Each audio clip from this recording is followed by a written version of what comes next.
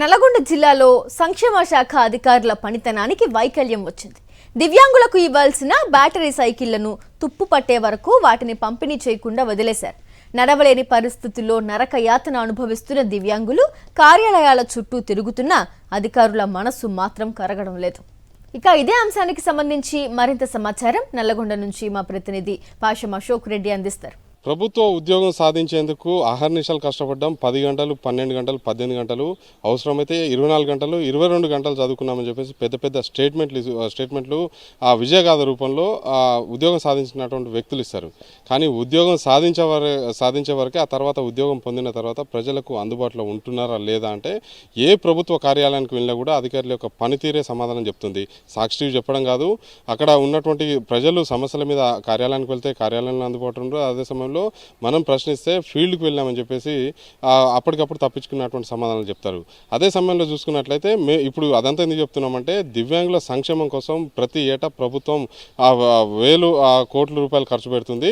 అయినప్పటికీ కూడా లబ్ధిదారులకు నిజంగా న్యాయం జరుగుతుందా అంటే ఇక్కడ ఉన్నటువంటి ట్రైసైకిల్లే సమాధానం చెప్తున్నాయి. ఎందుకంటే దేవుడు వాళ్ళకు ఒక రాత రాసిన తర్వాత ఆ నడవలేని స్థితిలో ఉన్నటువంటి దివ్యాంగులకు ప్రభుత్వం ఆదుకోవాలన్న లక్ష్యంతో ఒక కార్యక్రమాన్ని ఎంచుకోవడం, ఆ కార్యక్రమానికి నిధులు కేటాయించినటువంటి నిధులు పూర్తి స్థాయిలో దుర్వినియోగం అవుతున్నటువంటి పరిస్థితి. ఎందుకంటే చూసుకున్నట్లయితే దివ్యాంగుల సంక్షేమం కోసం ప్రభుత్వం ఏటా ట్రైసైకిళ్లతో పాటు బ్యాటరీ కొత్తగా వచ్చినటువంటి నేపథ్యంలోనే బ్యాటరీ సైకిళ్లను కూడా ఎంపిక చేసినటువంటి లబ్ధిదారులకు పంపిణీ చేస్తారు. కానీ ఎక్కడ కూడా క్షేత్రస్థాయిలో లబ్ధిదారులకు న్యాయం జరగట్లేదు.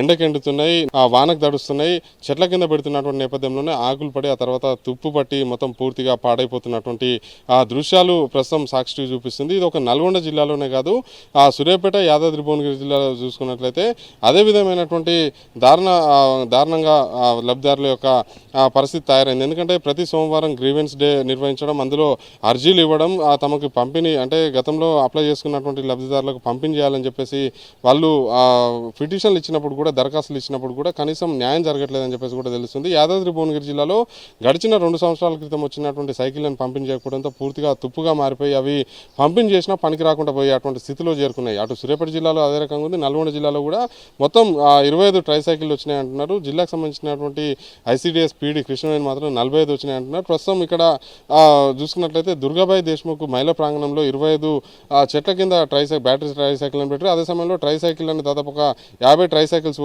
వరకు కూడా ఎండకున్నటువంటి నేపథ్యంలోనే పూర్తిగా తుప్పు పట్టిపోయి పనిచేయకుండా తయారైనటువంటి పరిస్థితి. ఒక్కొక్క బ్యాటరీ సైకిల్కి 70,000 నుంచి 80,000 రూపాయలు ఖర్చు అవుతుంది. ప్రస్తుతం ఇక్కడ ఉన్నటువంటి 25 ట్రైసైకిళ్లకు దాదాపు చూసుకున్నట్లయితే 20 లక్షల వరకు కూడా ఖర్చు అవుతుంది. ఇది ఈ జూలైలో వచ్చినాయి, ఇది ఆగస్టు 15కి పంపిణీ చేస్తామని అధికారులు చెప్తున్నప్పుడు కూడా ఎక్కడ కూడా మనం ఒకసారి చూపించినట్లయితే టైర్లు పాడైపోయినాయి, పూర్తిగా తుప్పు పట్టిపోయినాయి. ఎందుకంటే వర్షాకాలం కాబట్టి వర్షం వస్తున్నటువంటి నేపథ్యంలోనే మొత్తం నానిపోయి మొత్తం తుప్పు పట్టిపోయినటువంటి పరిస్థితి. అదే సమయంలో బ్యాటరీలు ఇందులోనే ఉన్నప్పుడు కూడా పనిచేస్తాయా లేదా అనేది కూడా, ఎందుకంటే వర్షాలు దడిచినాయి కాబట్టి పనిచేస్తాయా లేదా అనేది కూడా ఒకసారి ఆలోచన చేయాల్సినటువంటి అవసరం ఉంది. అదే సమయంలో టైర్లలో గాలి లేకపోవడంతో టైర్లు కూడా పూర్తిగా పగిలిపోయేటువంటి పరిస్థితికి చేరుకున్నాయి.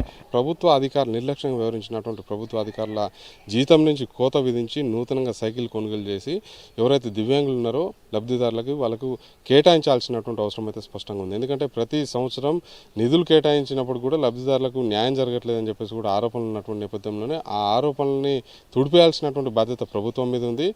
ఆ బాధ్యత వహిస్తూ కొత్త సైకిల్ని కొనియాల్సినటువంటి రెస్పాన్సిబిలిటీ కూడా అధికారుల మీద ఉందని చెప్పేసి కూడా స్పష్టంగా ఉంది.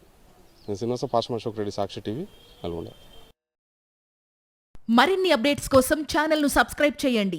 నోటిఫికేషన్స్ కోసం బెల్ ఐకాన్ పై క్లిక్ చేయండి.